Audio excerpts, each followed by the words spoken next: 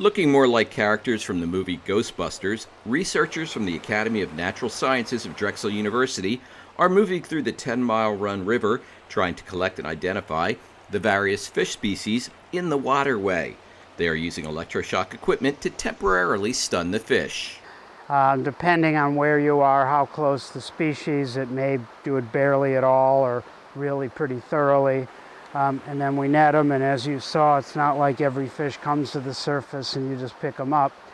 You still have to work for them, but you get things that would be very hard to get otherwise. The Drexel team are one of 9 groups of 55 scientists who participated in the second annual Upper Delaware Bio Blitz held earlier this summer at the 10-mile run Boy Scout camp in Tustin, New York. The Drexel scientists identified fish species normally found in this area. We found, well, the most common is American eel, and that's actually very good because American eel is in trouble in a lot of places. People are worrying about it. The Delaware system has no dams. It's an excellent area for them, so it's great to see them in abundance. This is the second year the Bio Blitz has been held in the Upper Delaware Wild and Scenic region. The idea is to highlight the diversity of the area and provide data for scientists to use. I know already we have found more species in the 6 hours that we've been going than are publicly published in available data from the New York State DEC. A few miles away, a group of researchers from the Stroud Water Research Center in Pennsylvania are searching for macroinvertebrates in Moll's Pond.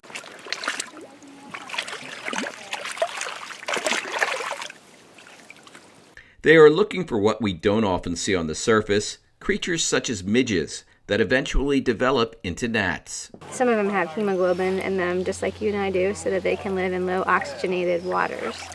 So these guys supposedly can take poorer water quality conditions, but finding him here doesn't mean that this is poor water quality. There are certain types that want to live here and certain types that don't because it is a lower oxygen environment. So you're probably not going to see a lot of things like you would see in streams, like the mayflies and stoneflies and caddisflies. You're mostly going to see odonates and midges and fly larvae and things like that.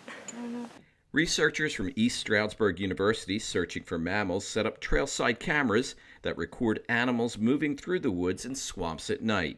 Yeah, they will use certain trails regularly, and you can photograph them along that, or you can use baits like we're using sardines here, hoping to bring things in.